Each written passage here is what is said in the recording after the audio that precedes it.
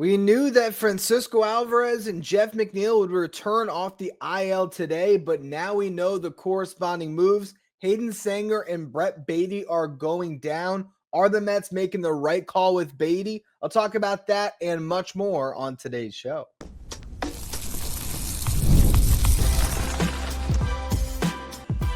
You are Locked On Mets, your daily New York Mets podcast. Part of the Locked On Podcast Network, your team every day. Hello to all you amazing Mets fans. You're watching Locked On Mets, part of the Locked On Podcast Network, your team every day.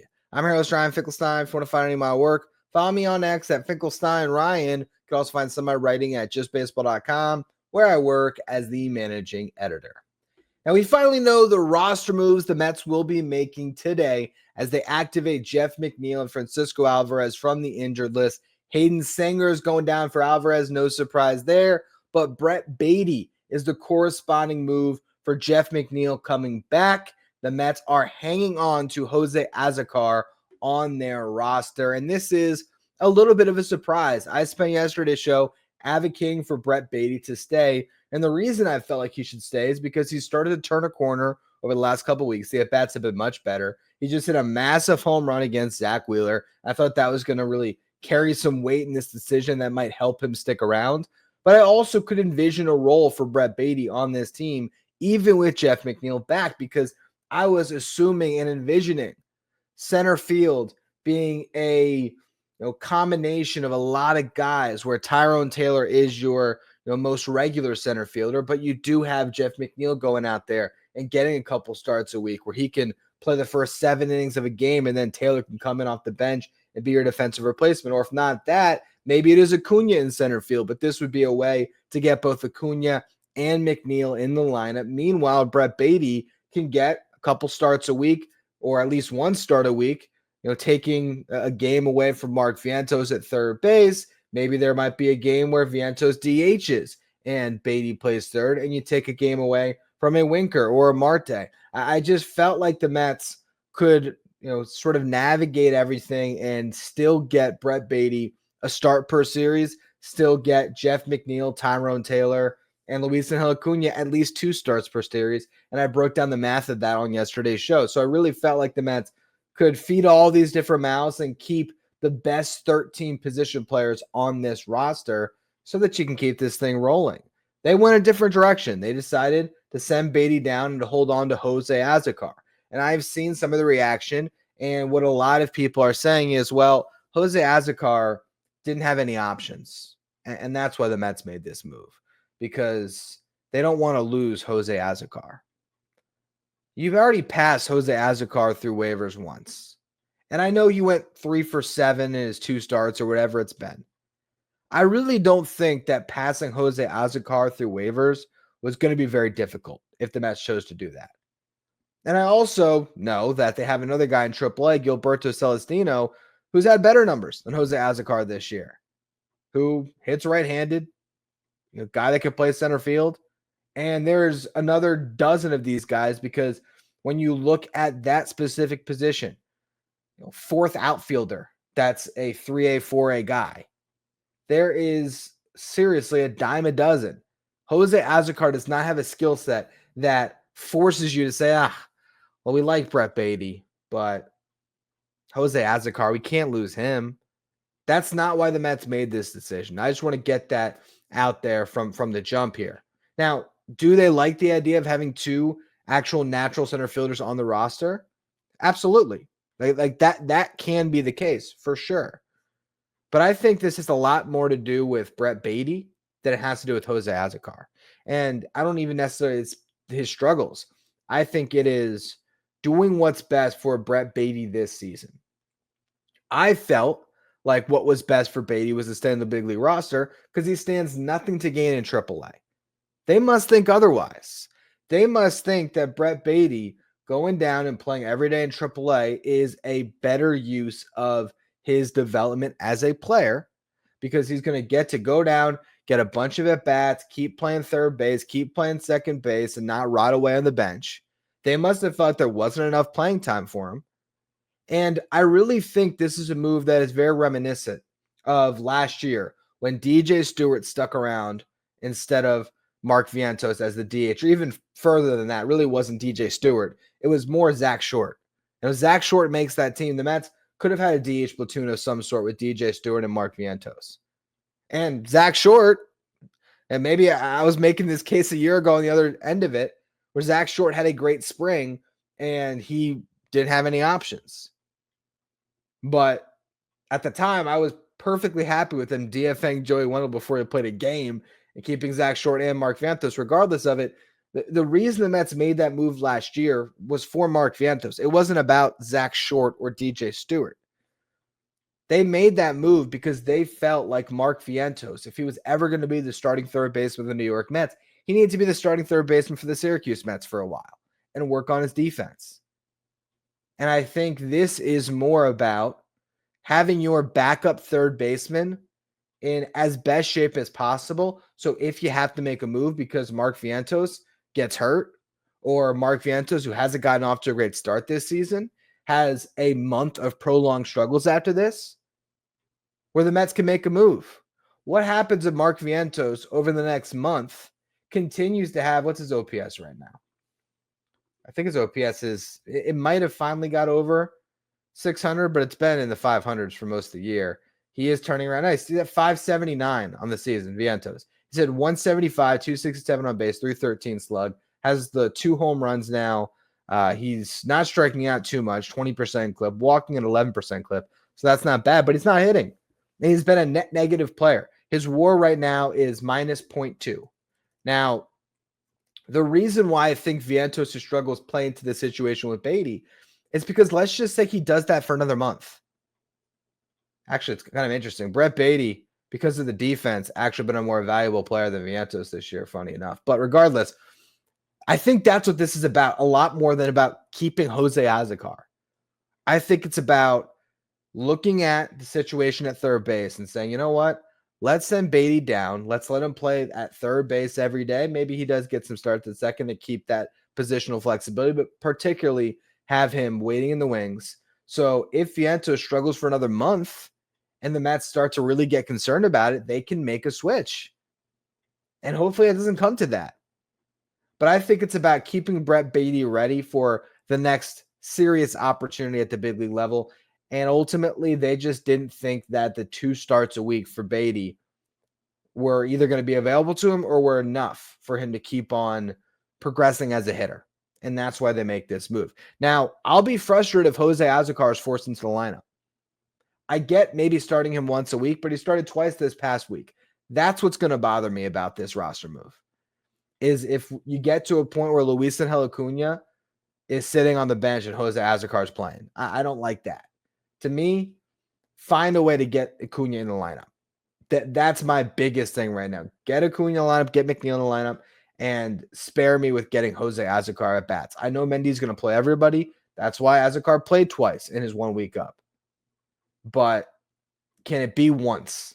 Can you play him one time a week, give Taylor 1 day off his feet, and if it's 2 days off his feet, have the second day be going to Jeff McNeil or Luis Angel Acuna? We'll see. We'll see. There's also every chance the Mets just did not feel comfortable with putting either McNeil or Acuna in center field, and that's why they made this move. But I really do think that the biggest deciding factor in this is Brett Baty might be needed as the Mets starting third baseman in a month. You really don't know. Mark Vientos, while I believe in him, I think the Mets still believe in him. He is an unproven commodity as far as doing it more than 1 year. He had 1 really great year. But that does not mean a player will always be that. So I think this is about keeping that contingency plan in as good of shape as possible in AAA. And, you decide later what you're going to do. But I think that's what this move is about. In the next segment, though, I want to talk about the upcoming series, Mets versus Nationals. What do we have to look out for? I'll go through that in just a minute. First, though, a quick word from our sponsors. Today's episode is brought to you by Amazon Fire TV. Did you know your Fire TV is also an Xbox? Turn any TV into your gaming and entertainment hub with Fire TV Stick 4K devices, no console required. Just grab a paired controller, subscribe or sign into Xbox Game Pass Ultimate with EA Play included, and you're ready to play. You can dive into hundreds of premium titles from EA Sports College Football 25 to Call of Duty, Black Ops 6, and Avowed as easily as you stream your favorite shows. It's gaming made simple, and it's all on your Fire TV. You can play high-quality Xbox games at a fraction of the cost of a console. If you already have a console, a Fire TV Stick 4K device is more affordable and easier to travel with, allowing you to take your games wherever you plug in. Head to Amazon.com/Fire TV Locked On to get started.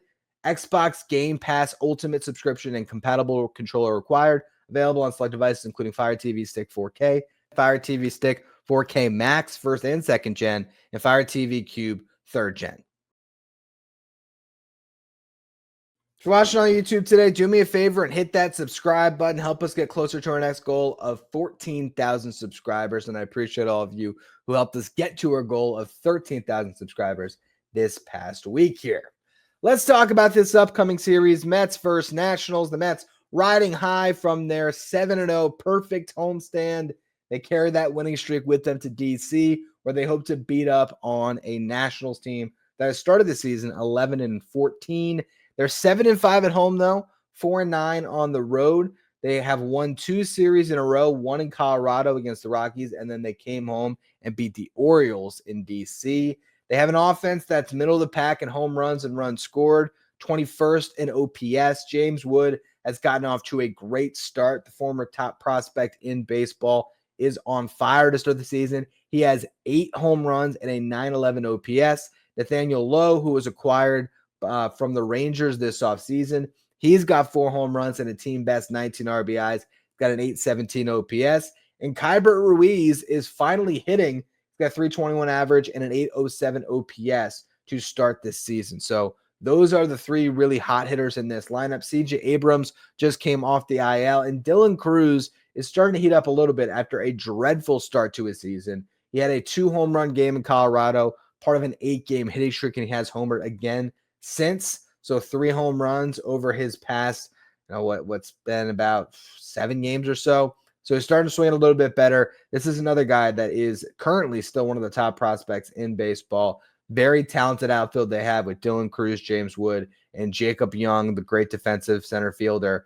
So that's what they definitely have going for them. This team has been pretty frisky with their lineup. They can score runs. So that's definitely not a weakness on this roster. And their starting pitching has been pretty good. 3.53 ERA, 8th best in Major League Baseball. It's not the Mets, but it's pretty good. Yet their team ERA is 27th. And that's because their bullpen has been absolutely brutal. It is the worst bullpen in baseball, a 6.69 ERA to start the season, which leads me to the keys to this series. And I'm just going to copy and paste what we had last series with the Mets versus the Phillies. Same thing to a lesser scale. Starting pitchers need to avoid the early blow-up innings. They have to keep that Nationals lineup at bay. And if the Mets do that and they hand the ball over to their bullpen without it already being a high-scoring affair, whether the Mets are in the lead or not far behind, they can catch up in the later innings because they have a massive bullpen advantage. The other side of that is working those national starters and getting them out of the game because they're going to go up against a couple of good arms in this series, particularly in games 1 and 3. And if you can get those guys out of the game early when they are typically pitchers and Jake Irvin and Mitchell Parker that can pitch deeper into games, that's going to, for one, have a carryover effect throughout the rest of the series when it comes to this Nationals bullpen anyway. But you'll also have a lot of cracks at the end of the game against a really bad bullpen to flip a game around or to take it already, take a lead that's already in hand and expand it and maybe turn into a more of a blowout. So that's what the Mets are looking at this series. To go through the pitching matchups, the Mets have their ace on the mound in game 1, Kodai Senga versus Jake Irvin. We saw Jake Irvin a lot last year pitching against the Mets. His best start was 4th of July, that incredible game. It was what? Who pitched for the Mets in that one? Was it Sean Manaea going toe-to-toe with Jake Irvin? Don't at me on that. I think it might have been, but I could be wrong. Regardless, Jake Irvin, he went 8 scoreless, allowed just 1 hit and 1 walk in that game. Jesse Winker hit the home run late to put the Nationals ahead. Or I guess it was it must have been a walk-off, right? It's either walk-off or it came in the 8th inning. But regardless, Jake Irvin was sensational in that start, but then his next one came against the Mets, and he gave up 6 runs on 9 hits and 2 walks. Did face the Mets a third time and was very good. 7 1/3 innings pitched, allowed just 1 run on 4 hits and a walk. So he definitely has the ability to mitigate this Mets lineup. He has shown that in the past. And he's off to a pretty decent start this season. He's made 5 starts, allowed 2 runs in 5 innings to the Phillies to open up his year. Gave up 4 runs in 5 innings pitched in his second start, then 4 runs in 6 innings pitched in his third start. The last 2 he has pitched into the 7th inning. 4th start was his best of the year. 7 scoreless against a bad Pirates team. Last time out, 6 1/3 with 9 strikeouts against the Rockies. So he has been much better lately, and he's going to look to carry over that string of good starts against the Mets. Meanwhile, Kodai Senga has been sensational. 0.79 ERA. He's got an 18 2/3 innings scoreless streak right now that he's going to try to maintain. So I think the Mets have a clear pitching advantage in this first game, but Jake Irvin is not a slouch. Game 2 will be rookie Brad Lord going up against Clay Holmes. Lord has a 4.73 ERA on the season across 13 1/3 innings pitched and a brutal 1.88 whip. That's tough. When you're giving up almost 2 base runners in an inning, that's going to come back and bite you, and I'm actually surprised his ERA is as good as it is with that much traffic on the bases. He started the year in the bullpen, has made 3 starts since, has only been up to 65 pitches. So I'd imagine best case scenario, he's up to maybe 75 in this one. So a guy that you can definitely work out of the game early and really get into the underbelly of that Nationals bullpen.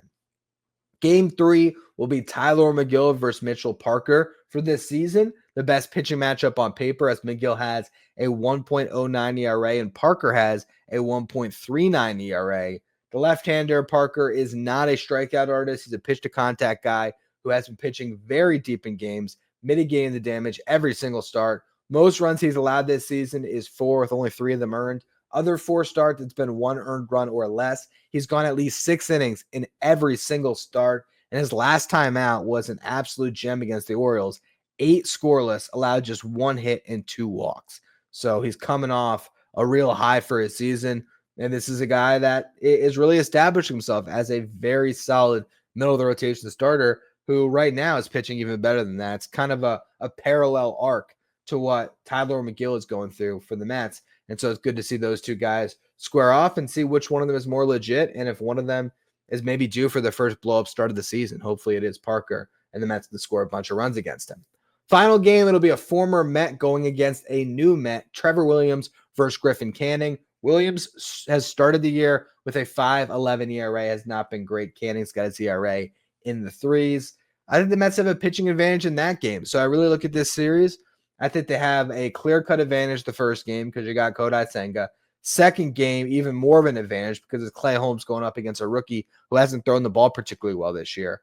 Third game, we'll call it a wash. We'll give Mitchell Parker his credit or maybe even give him the edge over Tyler McGill. And then fourth game, Canning versus Williams. The Mets should be able to win this series, no doubt about it, and they should be able to maintain their winning streak. I'll be curious to see how many starts Acuna gets. Only 1 lefty in this series, so I'm sure he's going to start against Mitchell Parker, and that's a day to get Jeff McNeil off.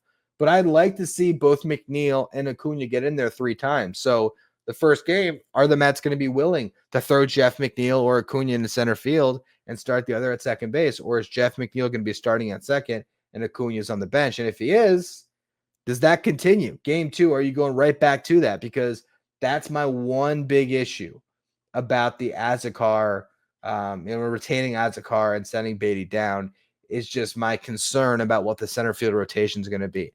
I just hope that Acuna continues to get playing time, and it might come at third base. I wouldn't be surprised at all if the Mets decided to eat into Vientos' playing time a little bit to keep Acuna in the lineup and have him start a couple games at third, because I think he would go over there, and just like we saw Louis Guillorme go over there in years past, I think he'd go over there and he'd be just fine. He'd be able to handle that position very well. We saw Jose Iglesias last year do it, as well, where you have the natural shortstop who's a slick fielder. You stick him anywhere in the infield, they're going to be good. So I'd be curious if that's another avenue for the Mets, because clearly they don't have a backup third baseman now other than Acuna.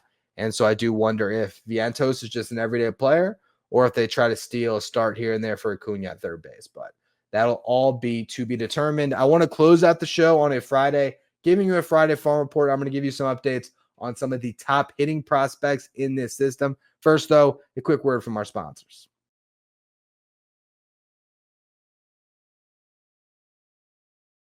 If you're an everyday listener of the show, make sure you become a Locked On Mets insider. This is our texting service where you get updates from me anytime news breaks the Mets. You can ask me questions anytime. You can also take part in our Locked On Mets 9 photo giveaways. If you want to be a Locked On Mets insider, find the link in the episode description. Go to subtext.com/LockedOnMets. All right, so we're going to go level by level and talk about some of the hot hitters at each affiliate for the Mets and also some guys who are struggling. We're going to open it up at the lowest level in St. Lucie, and AJ Ewing has gotten off to a great start this season. He's hitting .386, getting on base at a .500 clip, .596 slug. He has 3 doubles, 3 triples, and a homer, 18 RBIs in 16 games, and he has already stolen 13 bases on 15 attempts. He's playing center field now after being a infielder last year, getting a lot of time at second base, but clearly there is athleticism in there. That's why he's stealing all those bases, and that's why he's out there patrolling center field. This is a guy that is becoming a breakout prospect in this system. I could see him up in Brooklyn at some point in the not too distant future if he keeps this up, or the Mets just decide, all right, let's call him along and let's bring him up to a higher level where he's going to get challenged a little bit more. And I'm trying to think if there is a center fielder in Brooklyn. I don't think there is one. Oh, I wish. Yeah, I'm going to leave that in the show because I'm not going to just pull that for me being an idiot. But maybe the first round pick that the Mets had last year is in Brooklyn, in Carson Bench, and maybe Eli Serrano, who could also play some center fields over there. Yeah, they got some outfielders already in Brooklyn. So who knows? Maybe Ewing stays down for a little bit longer. But if he's not getting challenged offensively at some point, you got to move him along, and you can just mix playing time up, have those guys play all over the outfield. It's just good for their versatility anyway. But a great start to the season by AJ Ewing, who I always like to mention is the comp pick the Mets got for Jacob deGrom signing with the Rangers. So deGrom's legacy lives on through AJ Ewing. Marco Vargas off to a great start this year, hitting .429, .556 on base, .571 slug. The infielder the Mets got back in the David Robertson trade, who was banged up last year. Good start to the season. We'll see if he can sustain it. Colin Houck, the Mets' first-round pick a couple years ago, has 3 home runs to lead St. Lucie. He also has 24 strikeouts and 60 at-bats and a .690 OPS. So still a mixed bag on Houck, but good to see him leaving the yard a couple times. And actually, most of those home runs have come recently. On the bad side of things, you got Diverson Gutierrez, the Mets' catching prospect, who had a great season last year between the Dominican Summer League and the Florida Complex League. This year, not as good so far, .578 OPS. Simone Juan, a very strong outfield prospect who has a ton of power. Haven't seen it this year. A brutal .324 OPS to start the season. And then Jeremy Rodriguez, the shortstop the Mets got back in the Tommy Pham trade. He's hitting .241, .366 on base, .341 slug, a .607 OPS. So a little bit of a rougher start for him as well, though he is getting on base at a pretty decent clip. Moving along to Brooklyn, Christopher Suero has cooled. He hasn't got a hit in his last 5 games, but he started off the season red hot with 5 home runs, 6 doubles, 16 RBIs, 5 stolen bases, and an OPS over 1,000. So still great numbers on the year, but a little bit of a cold streak lately. We'll see if he can snap out of it and get back to posting those big numbers, which could eventually force the Mets to promote him along to Double-A. He did spend a good bit of time in Brooklyn last year, so I think they would be very open to moving him along if he can have another hot streak, show that he can sustain some success in Brooklyn. I think he could be the catcher in Binghamton at some point mid-season. Eli Serrano, one of the guys I just forgot about it a minute ago, he's getting on base at a .400 clip with 3 home runs so far, .891 OPS. He has been very good to start the season. Carson Bench, not as good, .630 OPS through 14 games. Started off pretty hot, but it's really fallen off since. I'm sure he'll snap out of it, but so far, not a great season for the Mets' most recent first-round pick.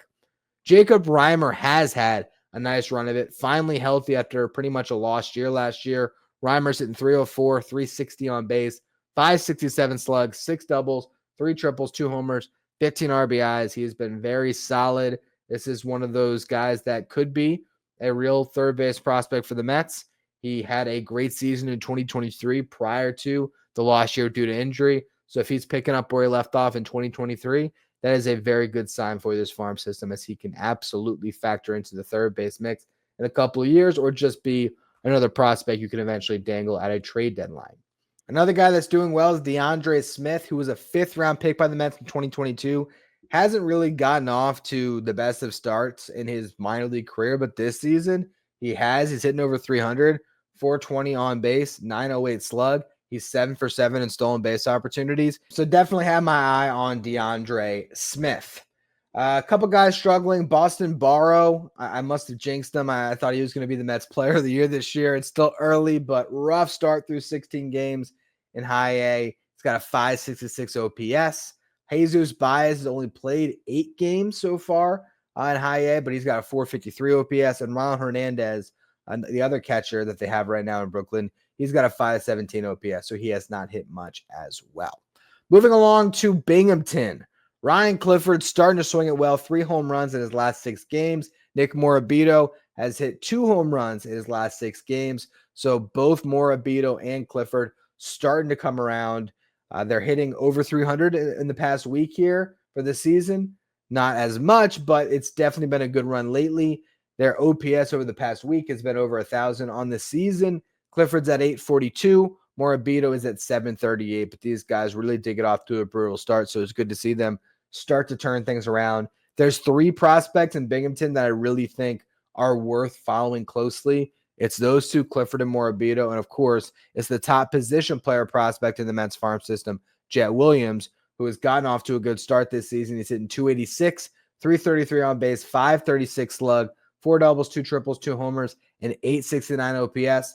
Strikeouts are a little bit high, but maybe he is giving up something there for more power. We'll see how it continues to progress throughout the season. But a good start for Jet, as he is in a position where he can play himself into the big league conversation this year, depending on what's going on with the roster.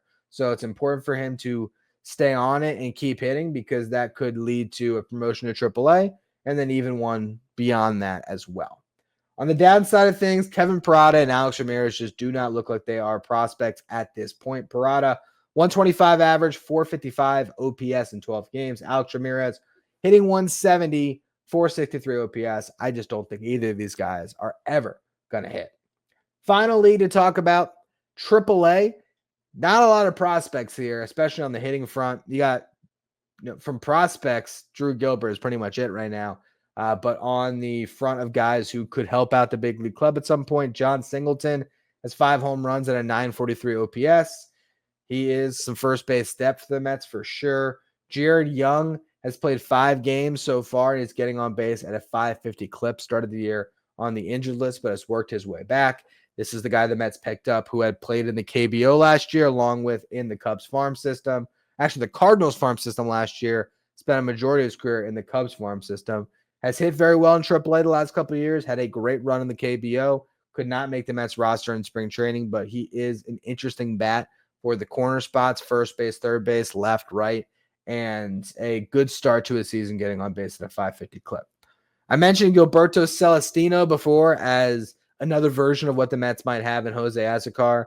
He has a better OPS than Azocar AAA to start the season, 752 with 3 home runs. Nico Goodrum announced his retirement, so that is an interesting one. And then we'll talk here about Drew Gilbert, who has only played 5 games up in Syracuse, but he's hitting 333 so far. He's 5 for 15 with 1 double, 2 walks to 3 strikeouts. This is a guy that is real center field depth for the Mets. I don't know for sure if we see him this year. A lot has to happen for him in AAA first, and the Mets still have to be in a little bit of a hole with their roster before they make that decision. But I prefer him complimenting Tyrone Taylor than Jose Azocar. It's a left-handed bat, and it's a top prospect that I'd like to get a look at the big league level. But he definitely still needs some more development time in AAA. He hasn't gotten much of it last year. Was supposed to spend an entire season in AAA. He got hurt with the hamstring injury, and that basically kept him out until the final month. This year, he started the year on an extended rehab assignment to just make sure he was healthy. Now he's up in AAA. It's only 5 games so far. Let's see him get a month or 2 down there. but you got to have your eyes on him because he certainly does represent some outfield depth for the New York Mets now that he is healthy and playing in AAA. Anyway, that's going to be all for today's edition of Locked On Mets. Over the weekend, I will give you an update on some of the top pitching prospects in this system. I'll keep on recapping every game the Mets play and previewing the ones that lie ahead for all of you who don't want to miss out on any of your Locked On Mets content. Make sure you follow, rate, and review wherever you get your podcast. If you're watching on YouTube, hit that subscribe button. You can follow me on social media at Finkelstein Ryan. Follow the show at Locked On Mets. Thank you for making Locked On Mets your first listen, your first watch every day. After your second watch, head over to YouTube and check out the first ever 24/7 streaming channel that covers everything in the world of sports. I'm talking about Locked On Sports Today with our local host from each team, league-wide host from each league. My Locked On Sports Today streaming 24/7 on YouTube.